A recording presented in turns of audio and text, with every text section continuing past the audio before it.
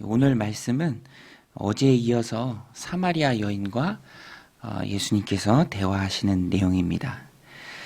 대화를 통해서 모르던 것을 알게 되기도 하고요. 또 주님과 대화하면서 주님이 그리스도이심을 알게 되고 또 예수님을 믿게 되는 역사가 오늘 이 여인에게 나타납니다. 처음 대화의 시작은 오늘 본문에 나오는 처음 대화의 시작은 예수님께서 영생하도록 솟아나는 샘물을 마시면 다시는 갈증을 느끼지 않는다라고 말씀하시죠. 그런데 그 말씀은 구원자 되신 예수님을 가리켜서 주님이 하신 말씀입니다. 영혼의 갈증은 세상 다른 어떤 것으로도 채울 수가 없죠. 예수님으로만 그 갈증을 해결할 수 있습니다. 그런데 여인은 예수님이 그렇게 말씀하시니까 정말로 먹는 물 중에 그런 물이 있는 줄 알고 예수님께 대뜸 말합니다. 그런 물이 있으면 내게도 좀 주어서 내가 목마르지 않고 다시는 여기 물 들어오는 일도 좀 없게 해주세요 라고 말씀합니다. 그냥 신비한 물 정도로 여인은 생각한 것이죠. 그러나 이 말에는 어느 정도 여인의 마음의 진심이 좀 담겨 있어요. 지금 너무 힘든 상태고 또 마음의 어려움도 많고 그 우물가라는 그 장소 자체가 여인에게는 힘든 곳이죠. 사람들을 만나야 하고 또 조롱을 받을 수도 있고 또 비난을 받을 수도 있는 그런 과거가 있는 여인이기 때문에 그 자체가 힘들고 싫은 것입니다. 그래서 그런 물이 있으면 내게 주셔서 이 힘든 장소인 우물에 오지 않게 하소서. 변화를 갈구하는 여인의 소망이 담겨 있는 말입니다. 그러나 예수님께서는 그 여인이 물론 오해하고 있지만 제대로 이해하고 있지는 않지만 예수님 말씀하신 그 영혼의 생수 대신 그 구원을 받아들이기 위해서는 예수님을 구세주로 경험하기 위해서는 먼저 여인 스스로가 자신의 있는 모습을 그대로 볼 수 있어야 합니다. 자신의 죄악을 깨달을 수 있어야죠. 그러한 마음의 준비가 되어 있어야 정말로 예수님을 구세주로 영접하는 영혼의 갈증을 해결하는 참되신 예수님을 만날 수 있다라는 것입니다. 그래서 더 이상 예수님이 겉도는 대화를 허락하지 않으시고요. 여인의 핵심을 찝어서 여인에게 말씀합니다. 내 남편을 데려오라. 내 남편을 데려오라. 여인은 남편이 없다고 둘러대지만 사람의 내면을 속속들이 다 아시는 주님께서는 내 말이 맞다라고 하시며 여인의 현재 상태가 어떤지를 말씀하십니다. 여인은 남편이 5명 있었고요. 지금 함께 사는 사람도 남편이 아니니 내 말이 맞다라고 말씀하신 것이죠. 일반적인 경우는 아닙니다. 여인은 분명히 마음에 아픔이 있고요. 또 죄가 있다라는 것입니다. 그래서 오늘 말씀 16절 18절에 보면 이르되 가서 내 남편을 불러오라. 여자가 대답하여 이르되 나는 남편이 없나이다. 예수께서 이르시되 내가 남편이 없다 하는 말이 옳도다. 너에게 남편 5이 있었고 지금 있는 자도 내 남편이 아니니 내 말이 참되도다. 여인의 숨기고 싶은 과거, 드러내고 싶지 않은 치부를 주님께서 그대로 드러내십니다. 영혼의 갈증을 해결하는 영생하도록 솟아나는 샘물을 마시기 위해서는 자신의 죄를 인정하는 모습이 있어야죠. 주님의 은혜가 필요한 연약한 자임을, 부족한 자임을, 또 죄인임을 스스로가 깨달을 때 그 이후에 주님을 구세주로 영접할 수 있다라는 것입니다. 정확한 진단에 정확한 처방이 이루어질 수 있습니다. 누가복음 18장에서 세리가 성전에서 기도할 때 가슴을 치며 주여 죄인이로소이다 라고 고백했을 때 하나님의 은혜가 그에게 임했죠. 지금 여인도 예수님을 생명의 주인으로 모시고 성령의 은혜를 체험하기 위해서는 죄의 아픔을 마주할 수 있어야 합니다. 이렇게 여인의 현재 상태를 드러내시고요. 은혜가 필요한 자로 주님께서 만들어주시죠. 핵심을 짚어주신 예수님을 통해서 우리가 알 수 있는 게 있습니다. 예수님은 진실된 관계 속에서 우리가 은혜로 치유받기를 원하시죠. 그래서 우리로 하여금 회개의 자리로 이끄시고요. 죄악된 내 모습을 바라보게 하십니다.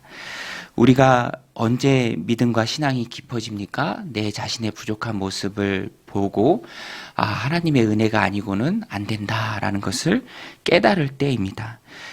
주님의 은혜가 있어야 내가 용서받고 주님의 은혜가 있어야 이 죄를 씻고 하나님의 자녀가 될 수 있습니다 라고 비로소 깨달을 때 내 영혼이 하나님 앞에 진실하게 설 수 있는 것이죠.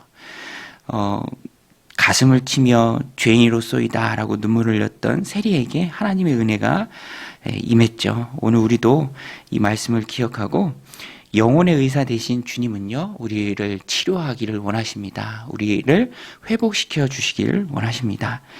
그 주님 앞에 우리는 우리의 죄를 고백하고 또 용서를 받아야 합니다.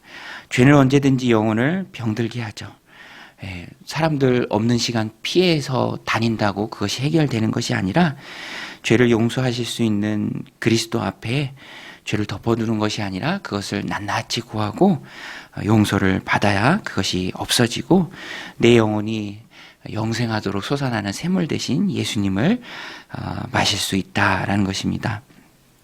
지금 여인은 조금씩 주님을 통해서 치유와 회복을 경험하고 있습니다. 오늘 우리도 이 여인처럼 우리를 낫게 하시기를 원하시는 주님과 진실한 대화를 통해서 영혼의 상처가 치유되는 은혜가 저여러분들 가운데 있으시길 바랍니다. 예수님은 나의 치료자가 되십니다. 여인은 이제 대화의 주제를요, 종교적 이슈로 돌립니다. 예배의 장소에 관한 질문을 예수님께 하죠. 유대인들은 예루살렘이 예배의 장소다라고 말하는데 우리 사마리아 사람들은 그리심산, 이 여인이 가리키는 산이 그리심산이죠. 거기서 예배를 드려야 한다라고 말합니다. 뭐가 맞습니까? 라고 정말 그리스도 선지자 같은 예수님께 이 여인이 질문을 하죠. 답을 얻고 싶어서 질문을 하는 겁니다. 그런데 예수님께서는 말씀하세요. 이 산도 아니고 예루살렘도 아니고 예수님이 말씀하시는 영과 진리로 예배할 때가, 아버지 하나님이 예배할 때가 온다라고 말씀해 주십니다. 여인이 질문했던 그리심산은 족장시대 아브라함과 야곱이 제단을 쌓았던 곳입니다. 또 가나안 정복 후에는 축복을 선포했던 산이죠. 중요한 산입니다. 그러다가 분열 왕국 시대를 거치면서 이스라엘 사람들은 자신만의 예배 장소를 그리심산에 구축해 갔습니다. 그러다가 나중에는 사마리아에 성전도 갖게 돼요. 그러나 신구약 중간 시대에 하스몬 왕조가 있는데요. 그 하스몬 왕조의 요한 힐카누스에 의해서 이 사마리아에 있던 성전은 불법적인 건축물로 여겨져서 다 헐어버립니다. 그래도 이 사마리아 사람들은요, 그리심산에서 예배하는 그런 전통을 고수했습니다. 그래서 선지자 같은 예수님을 만나고 이 여인이 질문하는 거예요. 예루살렘이 맞습니까? 아니면 우리가 가지고 있는 이 전통적인 그리심산이 맞습니까? 그런데 이 그리심산에서 예배하는 사마리아 사람들은 여전히 혼합주의를 가지고 있었습니다. 그래서 주님께서는 답변을 해주시면서 말씀하시죠. 너희는 알지 못하는 것을 예배한다. 그러나 우리는 아는 것을 예배한다. 이는 구원이 유대인에게로부터 나는 것이기 때문이다. 실제로 예수님은 혈통적으로 보면 유대인이시죠. 다윗의 가문을 쫓아 나신 분이십니다. 구속사에 있어서 유대인은 구원의 뿌리가 되고요. 물론 완성은 예수님이 완성하신 것이죠. 그래서 유대인은 여호와 하나님을 예배하지만 이 사마리아 사람들은 혼합주의 때문에 그리심산에서 혼합주의 신앙을 따라서 알지 못하는 것을 예배했습니다. 예수님께서 그것을 찝어서 말씀해 주시는 것이고요. 또 핵심적으로는 어느 장소가 맞는 것이 아니다. 장소의 문제가 아니라 예배자 개인의 마음가짐의 문제다라고 예수님께서 정확한 해답의 말씀을 주십니다. 정말로 중요한 것은 예배자 마음의 태도죠. 왜냐하면 하나님께서 영이시기 때문에 그렇습니다. 예루살렘도 아니고요. 그리심산도 아니고요. 장소가 중요한 것이 아니라 영이신 하나님께 예배하는 자는 영이신 하나님을 예배하기 때문에 영과 진리로 예배를 드려야 한다라는 것입니다. 23절, 24절 말씀인데요. 아버지께 참되게 예배하는 자들은 영과 진리로 예배할 때가 오나니 곧 이때라. 아버지께서는 자기에게 이렇게 예배하는 자들을 찾으시느니라. 하나님은 영이시니 예배하는 자가 영과 진리로 예배할지니라.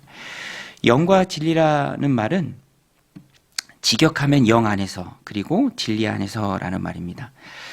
진리의 말씀을 따라 눈에 보이지 않으시는 영이신 하나님을 예배하는 예배가 진정한 예배고요.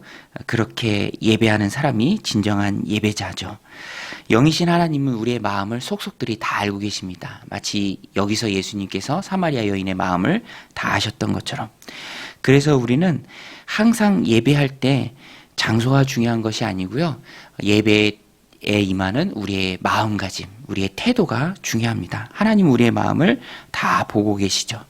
진리의 말씀을 따라서 진실한 마음으로, 진정한 마음으로 하나님 앞에 드리는 예배가 그래서 진실한 예배, 하나님 받으시는 예배가 됩니다. 장소가 중요한 것이 아니라 우리 마음의 태도가 중요하다는 것이죠. 하나님이 영이시다라는 것이 예배의 기준이 됩니다. 마음의 진실함을 하나님이 원하시죠. 그래서 우리는요, 이 말씀을 더 구체적으로 실제적으로 우리들의 삶 가운데 적용할 때 우리가 매번 드리는 예배의 순서가 있죠.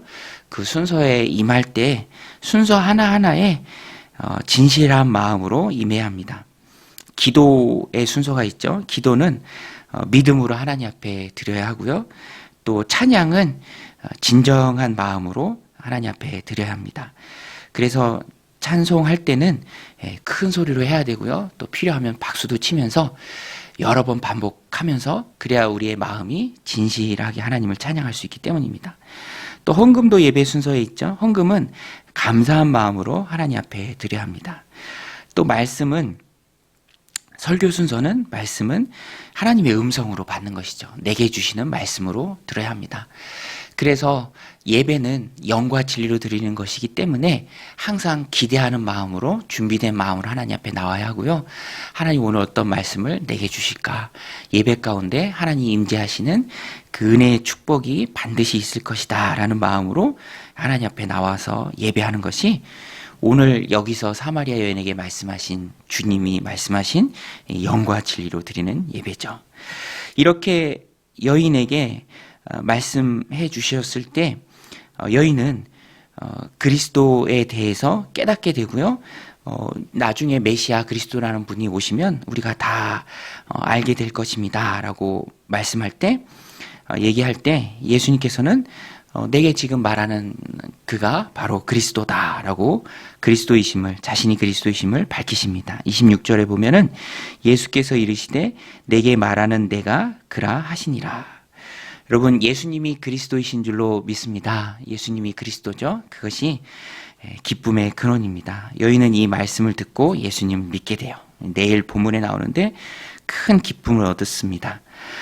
물 뜨려고 물동이 들고 나온 것도 잊어버리고요. 사람들에게 예수님이 그리스도다, 내가 그리스도이신 예수님을 만났다라고 전도를 하기까지 합니다. 큰 기쁨에 사로잡히죠.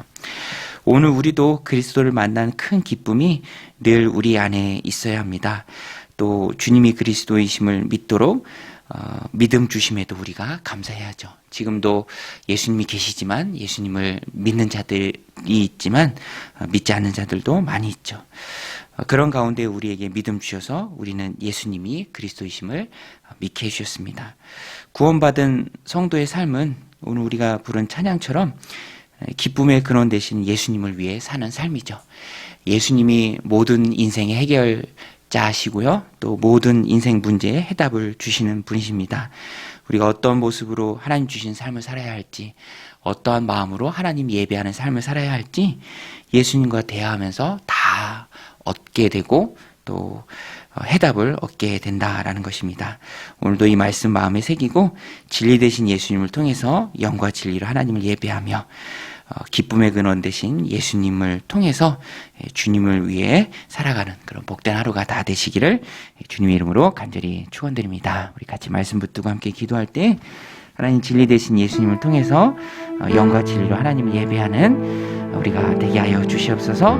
또 주님을 위해 살아가는 복된 하루 되게 하여 주옵소서. 그리스도 되신 예수님이 기쁨의 근원되는 은혜로운 하루 되게 하여 주옵소서. 우리 함께 기도하겠습니다.